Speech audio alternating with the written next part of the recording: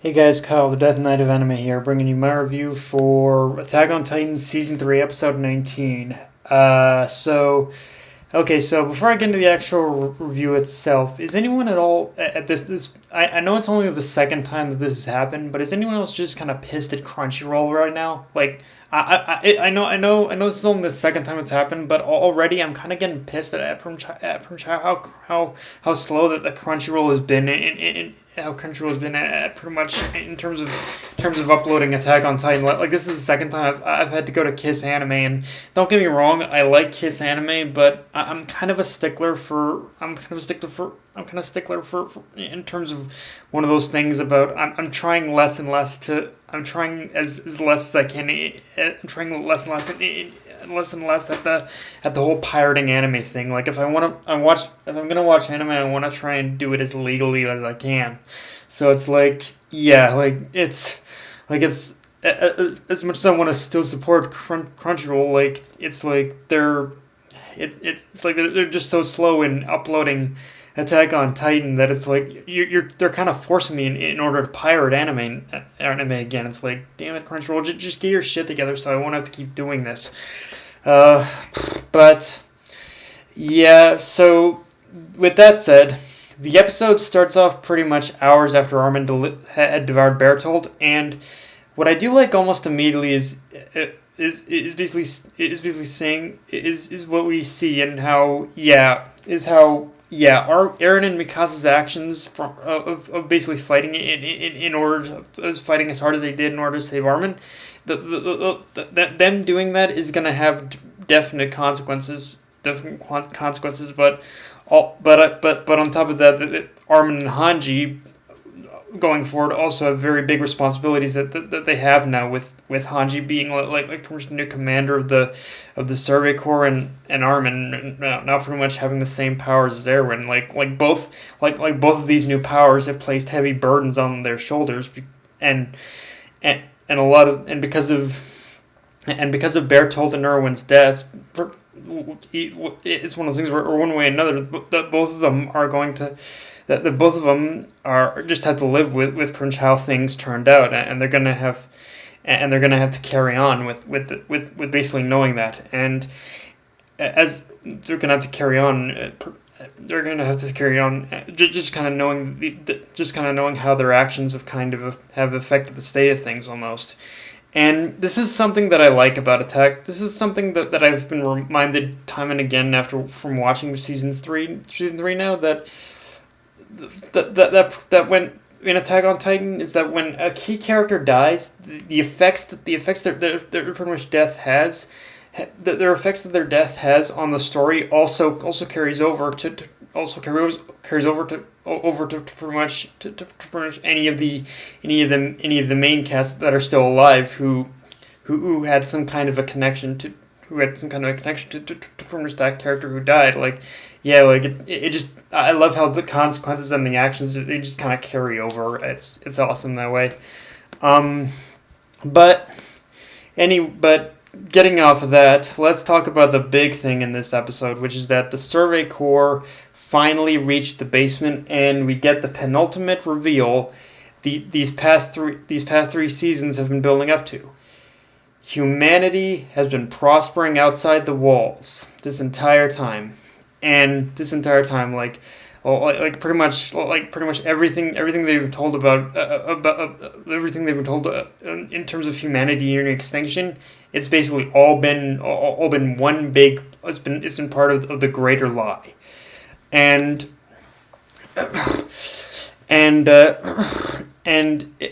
for a lot of people, this is one of those reveals where for a lot of people it's going to be shocking.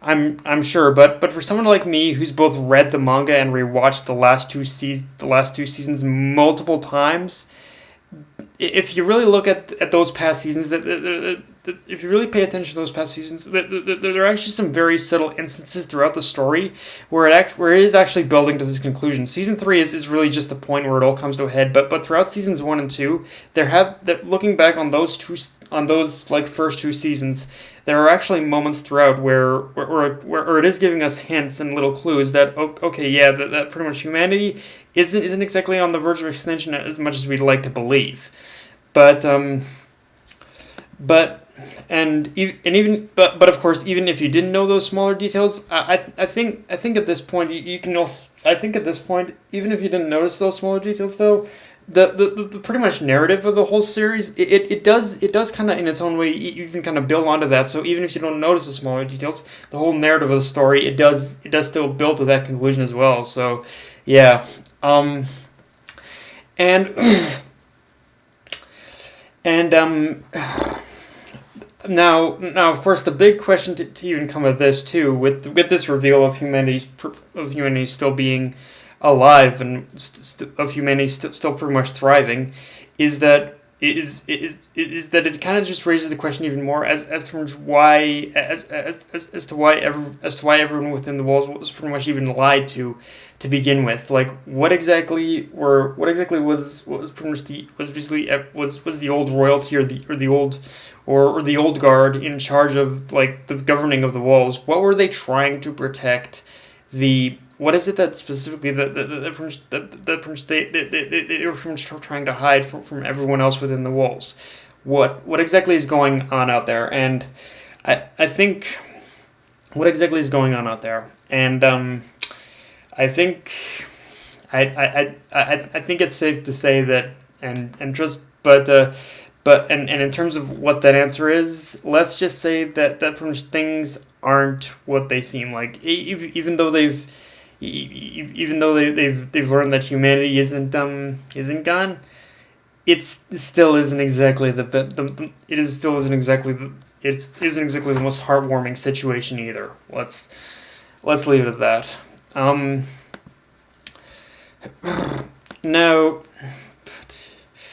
Now, having said that, there are two things. Now, having said that, of course with this picture that we see in Grish's possession, the picture of him and I guess his first family when he was living outside the walls. The two things about the picture we see is at the end of the episode to take note of is that it's pretty much revealed that Grisha, of course, had a family even before meeting Aaron's mother. But if we take a closer look at the boy in the picture, he definitely shares a resemblance to. He definitely shares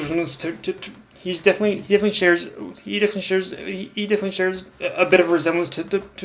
You can already see a resemblance between that boy and the man who controls the Beast Titan, so or the man behind the Beast Titan.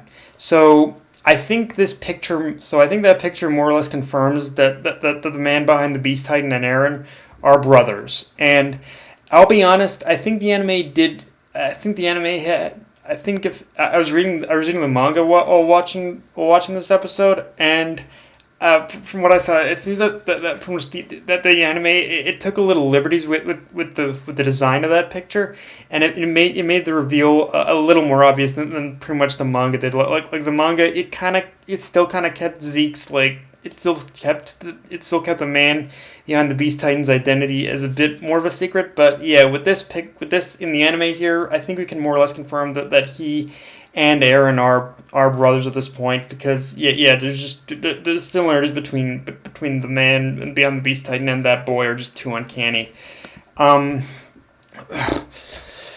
Now, and the second thing is that the other thing is Grisha's first wife herself, and I'm gonna throw all you anime only people a little bit of a bone on this one. I think in order to know who this woman is, try imagining her without her hair tied up. Beyond that, let's just say what happened to her is a whole different beast of a reveal in itself. I think we can pretty much say that the boy is the Beast Titan, but yeah, who the mother is, that's something else entirely. And if I'm being honest, the one problem I had with this episode is the pacing. It was not the best compared to compared to most other episodes. In fact, I think they may have even added a little bit. I think they may have added a couple of anime only bits in order to pad out the episode. But at the end of the day, we basically still got a lot of the important plot points down. And to the episode's credit, one thing I was not expecting it to do is give us that little like introductory tease of Grish's backstory, and already the one thing we can draw just from that little bit of Grish's past is that there are so many parallels that we can compare when looking at Grish's early life to pretty much of Aaron's.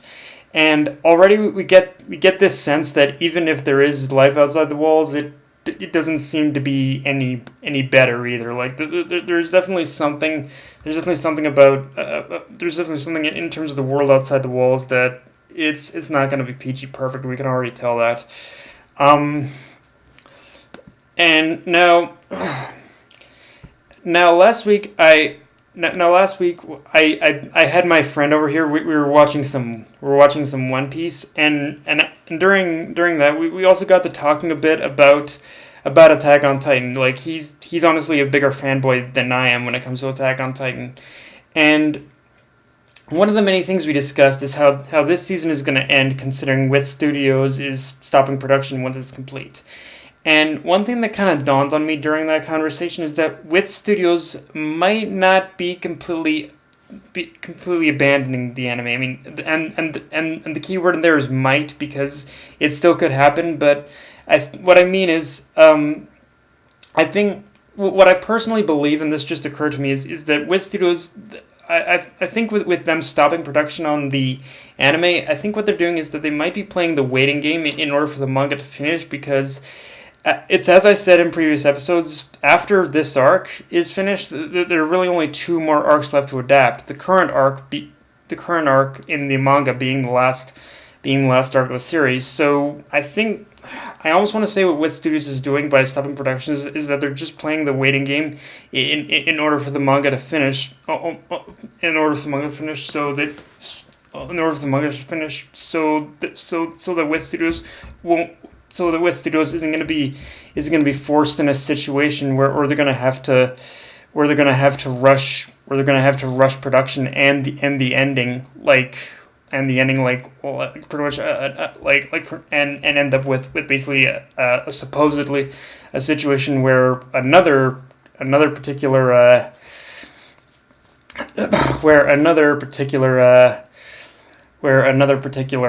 fantasy series ended up being rushed. Like I won't name names, but yeah, I think Wit Studios almost wants to avoid that kind of situation where they end up rushing production on it.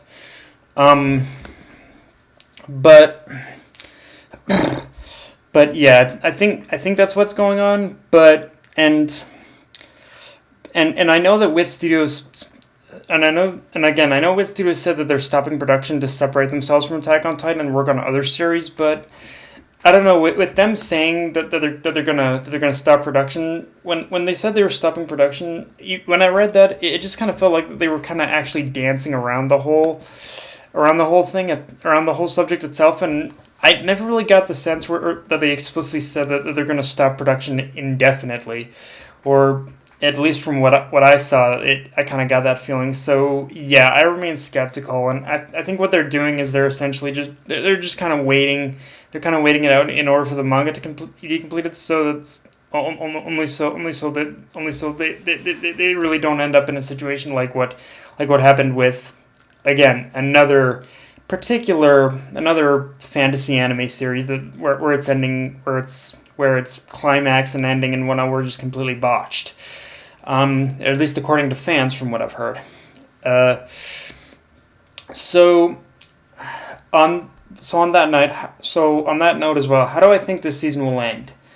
Honestly, with the reveal we got of humanity still pretty much thriving outside the walls, I think what's going to happen here is that we're going to get a brief little. I think we're going to get. I think it's going to play out a little bit like this episode, like the ending to this episode did, where it's going to cut. Where we're going to have like a bit of an after credit scene, that's gonna show us a little bit of tease of this particular society in present day, although or something like that, where it's just, and then after that it's just gonna cut to black. So yeah, but yeah, guys, that's my review. If you enjoyed the video, like, comment, subscribe. Follow me on Twitter, Facebook, and list to Crunchyroll. Death Knight of Anime, signing off.